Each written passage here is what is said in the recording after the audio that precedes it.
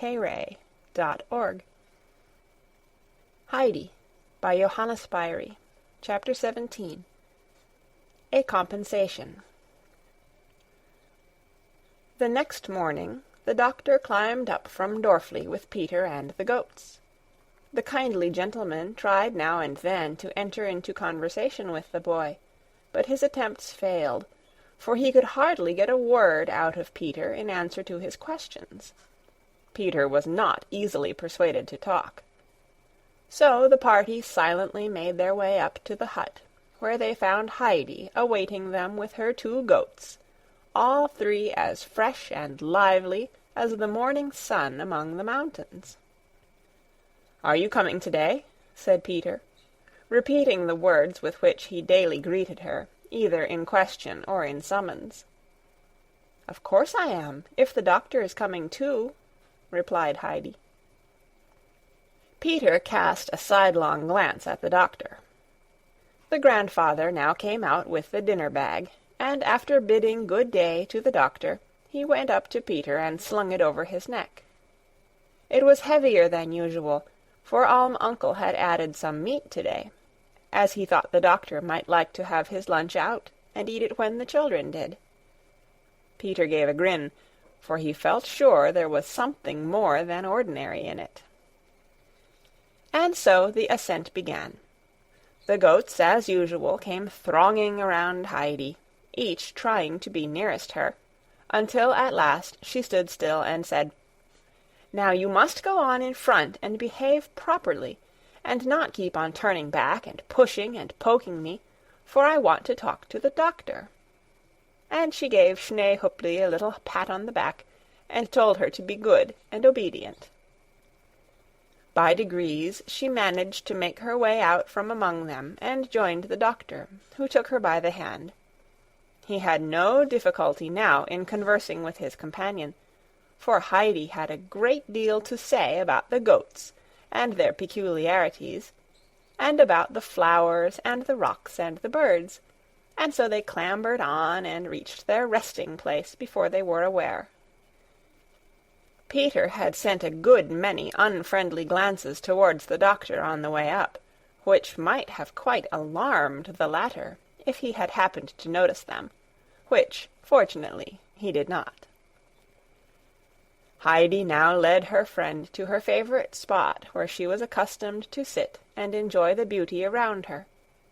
The doctor followed her example and took his seat beside her on the warm grass. Over the heights and over the far green valley hung the golden glory of the autumn day. The great snow-field sparkled in the bright sunlight, and the 2 gray, rocky peaks rose in their ancient majesty against the dark blue sky. A soft, light morning breeze blew deliciously across the mountain, gently stirring the bluebells that still remained of the summer's wealth of flowers, their slender heads nodding cheerfully in the sunshine. Overhead the great bird was flying round and round in wide circles, but today he made no sound. Poised on his large wings, he floated contentedly in the blue ether. Heidi looked about her, first at one thing and then at another. The waving flowers, the blue sky, the bright sunshine, the happy bird, everything was so beautiful, so beautiful. Her eyes were alight with joy. And now she turned to her friend to see if he, too, were enjoying the beauty. The doctor had been sitting thoughtfully gazing around him. As he met her glad, bright eyes, "Yes, Heidi," he responded, "I see how lovely it all is, but tell me, if one brings a sad heart up here, how may it be healed so that it can rejoice in all this beauty?" "Oh, but," exclaimed Heidi, "no one is sad up here, only in Frankfurt." The doctor smiled, and then growing serious again, he continued, "But supposing one is not able to leave all the sadness behind at Frankfurt, can you tell me anything that will help then?" "When you do not know what more to do, you must go and tell everything to God. answered Heidi with decision. "Ah, that is a good thought of yours, Heidi," said the doctor. "But if it is God himself who has sent the trouble, what can we say to him then?" Heidi sat pondering for a while. She was sure in her heart that God could help out of every trouble. She thought over her own experiences, and then found her answer.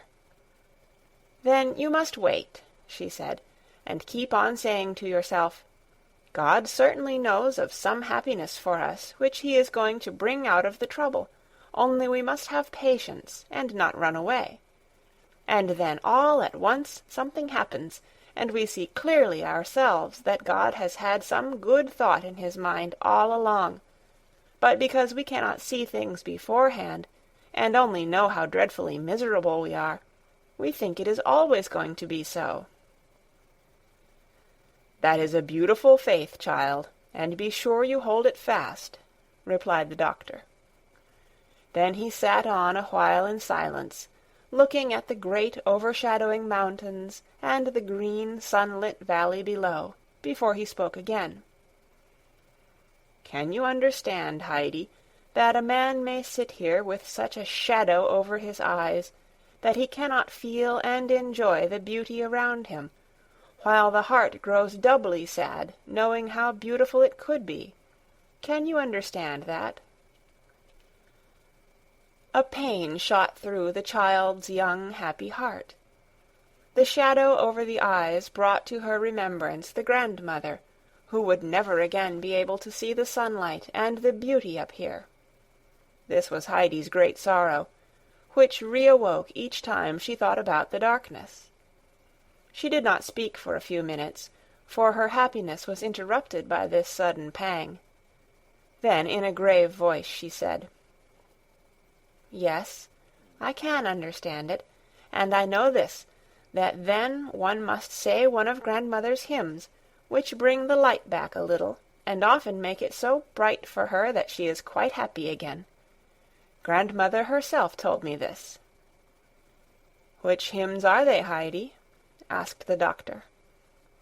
"I only know the one about the sun and the beautiful garden, and some of the verses of the long one, which are favorites with her, and she always likes me to read them to her 2 or 3 times over," replied Heidi. "Well, say the verses to me, then. I should like to hear them too." And the doctor sat up in order to listen better. Heidi put her hands together and sat collecting her thoughts for a second or two. "Shall I begin at the verse that grandmother says gives her a feeling of hope and confidence?" The doctor nodded his assent, and Heidi began. "Let not your heart be troubled, nor fear your soul dismay. There is a wise defender, and he will be your stay. Where you have failed, he conquers. See how the foeman flies, and all your tribulation is turned to glad surprise. If for a while it seemeth his mercy is withdrawn, that he no longer careth for his wandering child forlorn, doubt not his great compassion, his love can never tire, to those who wait in patience, he gives their heart's desire." Heidi suddenly paused. She was not sure if the doctor was still listening. He was sitting motionless with his hand before his eyes. She thought he had fallen asleep. When he awoke, if he wanted to hear more verses, she would go on. There was no sound anywhere. The doctor sat in silence, but he was certainly not asleep. His thoughts had carried him back to a long past time. He saw himself as a little boy, standing by his dear mother's chair. She had her arm round his neck, and was saying the very verses to him that Heidi had just recited, words which he had not heard now for years. He could hear his mother's voice, and see her loving eyes resting upon him, and as Heidi ceased, the old dear voice seemed to be saying other things to him, and the words he heard again must have carried him far, far away, for it was a long time before he stirred or took his hand from his eyes. When at last he roused himself, he met Heidi's eyes looking wonderingly at him. "Heidi," he said, taking the child's hand in his, "that was a beautiful hymn of yours." And there was a happier ring in his voice as he spoke. "We will come out here together another day, and you will let me hear it again." Peter, meanwhile, had had enough to do in giving vent to his anger. It was now some days since Heidi had been out with him, and when at last she did come, there she sat the whole time beside the old gentleman, and Peter could not get a word with her. He got into a terrible temper, and at last went and stood some way back behind the doctor, where the latter could not see him, and doubling his fist made imaginary hits at the enemy. Presently he doubled both fists, and the longer Heidi stayed beside the gentleman, the more fiercely did he threaten with them. Meanwhile the sun had risen to the height which Peter knew pointed to the dinner hour. All of a sudden he called at the top of his voice, "It's dinner time!" Heidi was rising to fetch the dinner bag so that the doctor might eat his where he sat, but he stopped her, telling her he was not hungry at all, and only cared for a glass of milk, as he wanted to climb up a little higher. Then Heidi found that she also was not hungry, and only wanted milk, and she should like, she said, to take the doctor up to the large moss-covered rock where Distelfink had nearly jumped down and killed herself. So she ran and explained matters to Peter, telling him to go and get milk for the two. Peter seemed hardly to understand. "Who is going to eat what is in the bag, then?" he asked. "You can have it," she answered. "Only first make haste and get the milk." Peter had seldom performed any task more promptly, for he thought of the bag and its contents, which now belonged to him.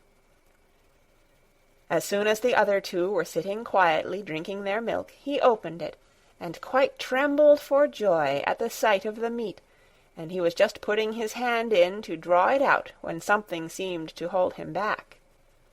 His conscience smote him at the remembrance of how he had stood with his doubled fists behind the doctor, who was now giving up to him his whole good dinner. He felt as if he could not now enjoy it. But all at once he jumped up and ran back to the spot where he had stood before, and there held up his open hands as a sign that he had no longer any wish to use them as fists, and kept them up until he felt he had made amends for his past conduct. Then he rushed back and sat down to the double enjoyment of a clear conscience and an unusually satisfying meal. Heidi and the doctor climbed and talked for a long while, until the latter said it was time for him to be going back, and no doubt Heidi would like to go and be with her goats. But Heidi would not hear of this, as then the doctor would have to go the whole way down the mountain alone. She insisted on accompanying him as far as the grandfather's hut, or even a little further. She kept hold of her friend's hand all the time, and the whole way she entertained him with accounts of this thing and that, showing him the spots where the goats loved best to feed, and others where in summer the flowers of all colors grew in greatest abundance. She could give them all their right names, for her grandfather had taught her these during the summer months. But at last the doctor insisted on her going back, so they bid each other good night, and the doctor continued his descent, turning now and again to look back, and each time he saw Heidi standing on the same spot and waving her hand to him. Even so in the old days had his own dear little daughter watched him when he went from home.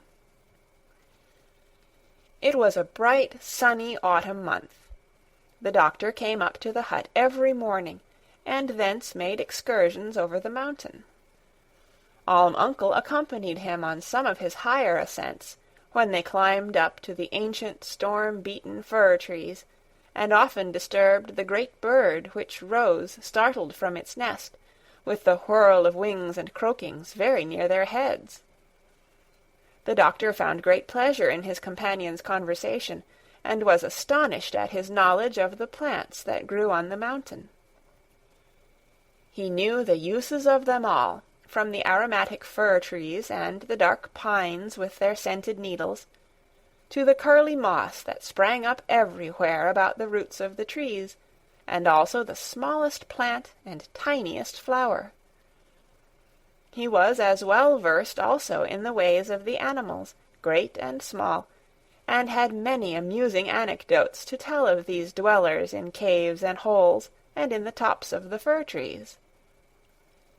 And so the time passed pleasantly and quickly for the doctor, who seldom said good-bye to the old man at the end of the day without adding, "I never leave you, friend, without having learnt something new from you." On some of the very finest days, however, the doctor would wander out again with Heidi, and then the two would sit together as on the first day, and the child would repeat her hymns and tell the doctor things which she alone knew. Peter sat at a little distance from them, but he was now quite reconciled in spirit, and gave vent to no angry pantomime. September had drawn to its close, and now one morning the doctor appeared looking less cheerful than usual. It was his last day, he said, as he must return to Frankfurt, but he was grieved at having to say good-bye to the mountain, which had begun to feel quite like home.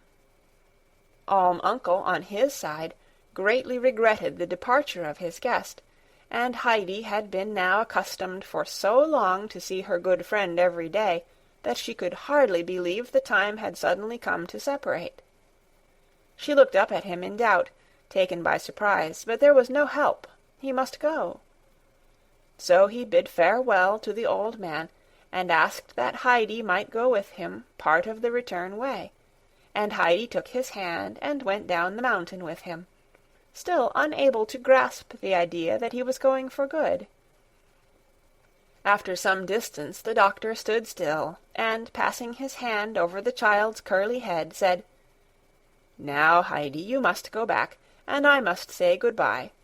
If only I could take you with me to Frankfurt and keep you there." The picture of Frankfurt rose before the child's eyes, its rows of endless houses, its hard streets, and even the vision of Fräulein Rottenmeier and Tinette, and she answered hesitatingly, "I would rather that you came back to us." "Yes, you are right, that would be better. But now good-bye, Heidi." The child put her hand in his and looked up at him. The kind eyes looking down on her had tears in them. Then the doctor tore himself away, and quickly continued his descent. Heidi remained standing without moving. The friendly eyes with the tears in them had gone to her heart. All at once she burst into tears, and started running as fast as she could after the departing figure, calling out in broken tones, "Doctor! Doctor!" He turned round and waited till the child reached him. The tears were streaming down her face, and she sobbed out, "I will come to Frankfurt with you, now at once, and I will stay with you as long as you like, only I must just run back and tell grandfather." The doctor laid his hand on her and tried to calm her excitement. "No, no, dear child," he said kindly. "Not now. You must stay for the present under the fir trees, or I should have you ill again. But hear now what I have to ask you. If I am ever ill and alone, will you come then and stay with me? May I know that there would then be someone to look after me and care for me?" "Yes, yes, I will come the very day you send for me, and I love you nearly as much as grandfather," replied Heidi, who had not yet got over her distress.